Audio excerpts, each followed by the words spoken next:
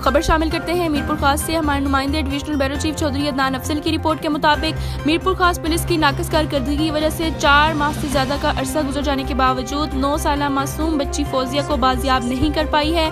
जदीद आलात होने के बावजूद पुलिस की कारकर्दगी जीरो बनी हुई है। मैं ये आखिरी बार पुलिस को वार्निंग देता हूँ कि वो मासूम बच्ची को बाजियाब करवाए। DIG SSP IG फौरी नोटिस लें। हम आज के बाद पुलिस की कारकर्दगी और बच्ची की बाजियाबी ना होने के खिलाफ डिस्ट्रिक्ट मीरपुर खास की जानिब से रेजोल्यूशन पास करवाएंगे। हमें बुजुर्ग मजदूर चाचा नजर मोहम्मद को इंसाफ दिलाने के लिए डिस्ट्रिक्ट कोर्ट, हाई कोर्ट और सुप्रीम कोर्ट भी जाना पड़ा तो हम जाएंगे। पुलिस मासूम फौजिया के अगवा को गुमशुदगी का वाक़या करार देकर अपनी नाअहली बदतरीन कारकर्दगी पर पर्दा डालना चाहती है। बाहसीयत DBA प्रेसिडेंट में मजलूम चचा नजर मोहम्मद खास किली को यकीन दिलाता हूँ कि मुझ समेत तमाम वकला मजलूम के साथ खड़े हैं और खड़े रहेंगे।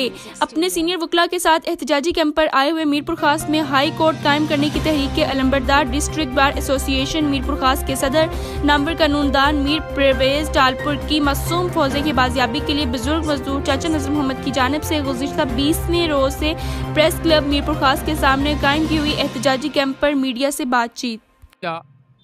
पर इंतहाई अफसोस सां चवणो थो पए त हिते जी जेका पुलिस आहे उहा हिननि जी का बि मदद न पई करे ऐं अञा ताईं का बि प्रोग्रेस हुननि कोन ॾेखारी आहे त उहा छोकिरी आख़िर केॾांहुं वई।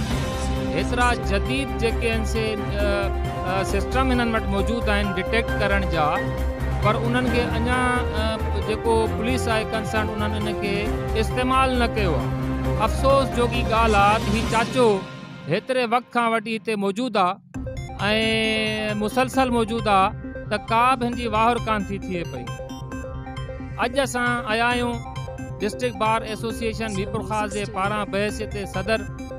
अॼु असीं डिमांड था करियूं ऐं रिक्वेस्ट था करियूं पुलिस जे बाला अमलदारनि खां, IG सिंध खां, हितां जे DIG साहब मेयर साहब खां, SSP साहब खां त हू हिन मामले खे सीरियसली ॾिसनि ऐं जेतिरा बि वसाइल आहिनि या तरीक़ा आहिनि कंहिं मुग़वी खे डिटेक्ट करण जा उहे इस्तेमाल में आणीनि ऐं फिल फौर हिन चाचे जी मदद कनि, हिन जी न्याणी खे बाज़ियाब कराए ॾियनि। ऐं असीं अॼु ऐलान था करियूं त जेकॾहिं को बि एक्शन न खयों वियो त असां डिस्ट्रिक्ट बार एसोसिएशन जे पारां चाचे जे हक़ में, नज़र मोहम्मद चाचे जे हक़ में रेज़ोल्यूशन पास कंदासीं ऐं जेतिरो बि कानूनी मदद थींदी असीं उहा कानूनी जी मदद कंदासीं। हाई कोर्ट वञिणो पियो, सुप्रीम कोर्ट वञिणो पियो, असीं उते पिटीशन्स दाख़िल कंदासीं ऐं जेके पुलिस जेका नाक़िस कारकर्दगी आहे उहा पॉइंट आउट कंदासीं त छो अञा ताईं हिननि खे रिलीफ न मिलियो आहे।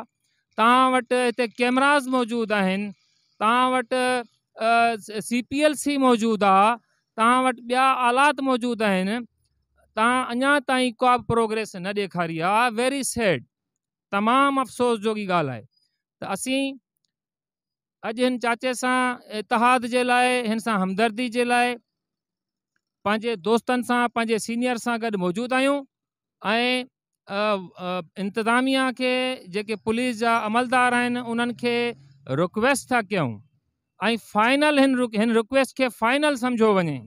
ॿी रिक्वेस्ट असीं कानूनी चारा जो ई कंदासीं।